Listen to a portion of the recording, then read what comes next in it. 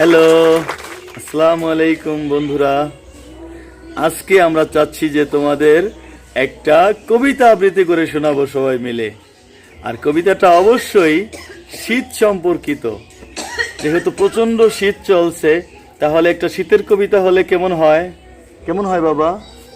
ভালো। ওকে, আমাদের কবিতার নাম শীতের তরে। শীতের তরে যাচ্ছি জমে কম্বলেরও তলে, দিন দুপুরে হাড় কাঁপানি যাচ্ছে না তো চলে।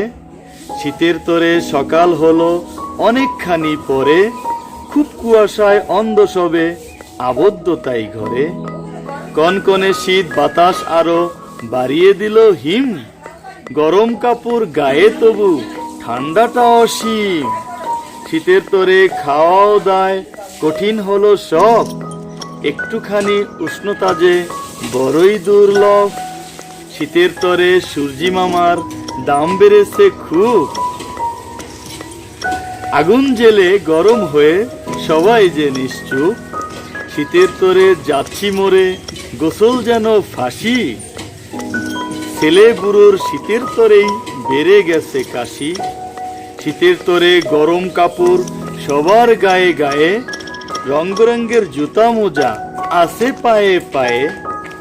শীত যেন এক শিল্প এথা চাকচিক্যের রাস, নানা রকম পিঠাপুলির পড়ে গেছে শ্বাস।